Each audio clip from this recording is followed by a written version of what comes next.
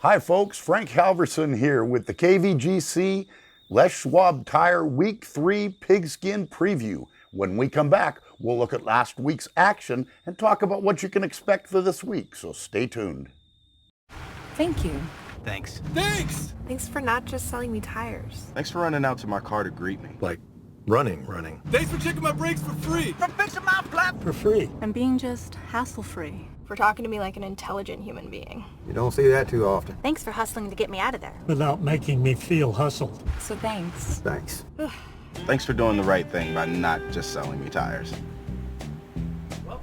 Les Schwab Tires. Doing the right thing matters. Well, for the Mother Lode League teams, week 2 was another successful week.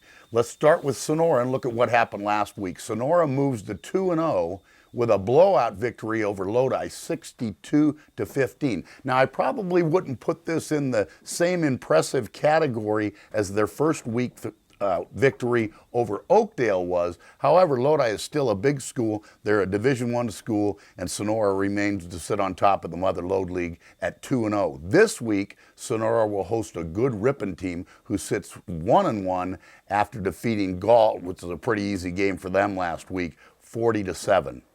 Probably the most impressive game of the week last week was Calaveras. Calaveras was hosting Escalon, always a good football team, a perennial power, and they come away with a 45-16 dismantling of Escalon. And probably what was the most impressive about this game, Calaveras was behind 16-14 at halftime, and Coach Weatherby and his staff must have saw something on film because they made adjustments and they came out and shut Escalon out in the second half, moved to 2-0 with the 45-16 very impressive victory over Escalon.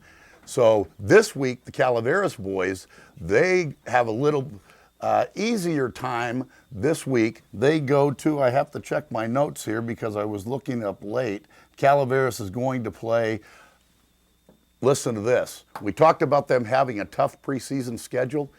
They're going down to Modesto Christian for their third week. Now, probably a shock to everybody, and it certainly was to me when I looked up Modesto Christian.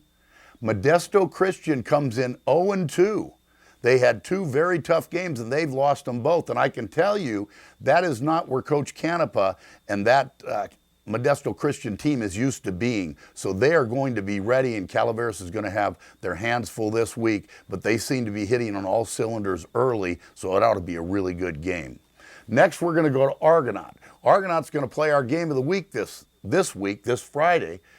Argonaut escapes narrowly by beating Brookside Christian 26-22 on a late score.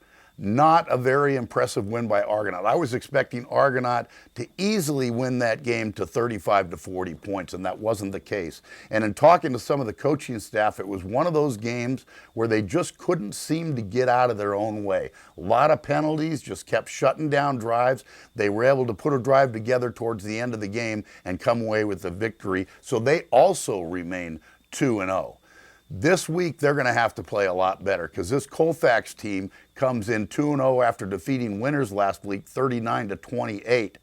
And they've got some offensive firepower. Their quarterback, Weir, already has 4 touchdowns in 2 games on the air, through the air. And then they've got a 2-headed monster at running back with Hearns, who has 311 yards and 3 touchdowns already through 2 games. And the other running back, Avila, he has 241 yards and 2 touchdowns. So between the two of them, over 550 yards and 5 touchdowns on the ground through 2 games, and another 4 touchdowns through the air.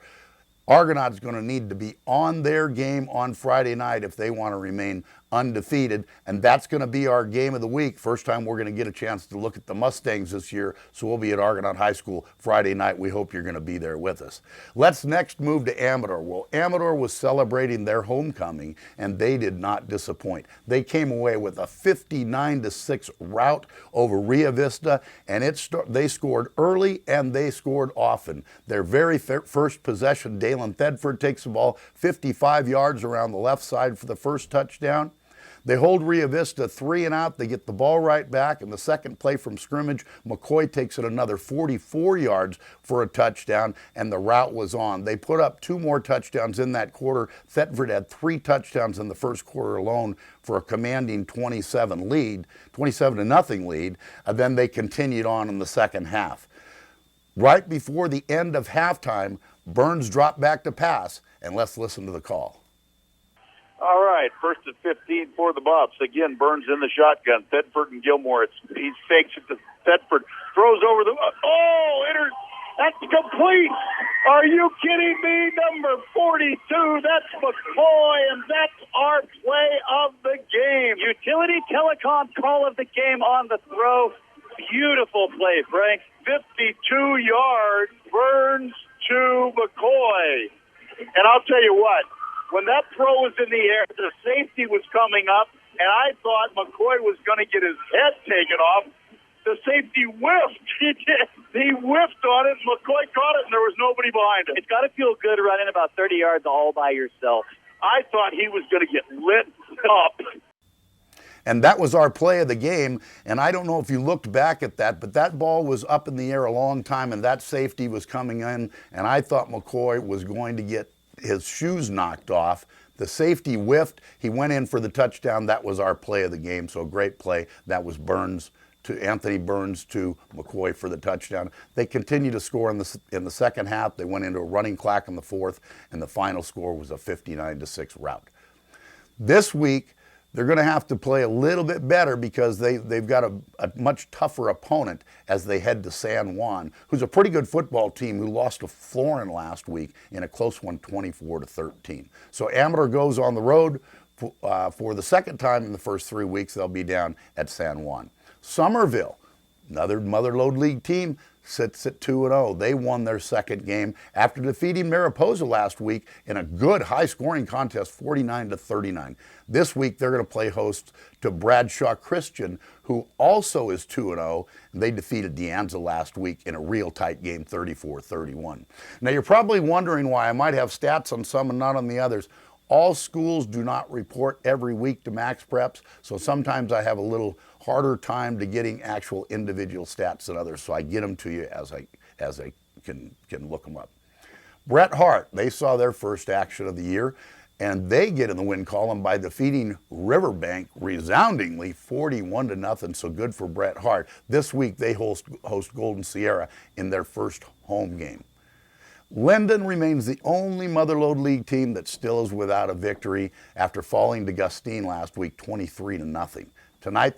Friday night they play at Galt, which Galt's pretty easy. They might have a first opportunity to get that first win of the year. So that'll do it for last week's games. This week preview. I hope you're all going to be with us over at Argonaut High School for our game of the week. The first time we'll have the Mustangs on playing Colfax. Ought to be a great game. We hope you're there.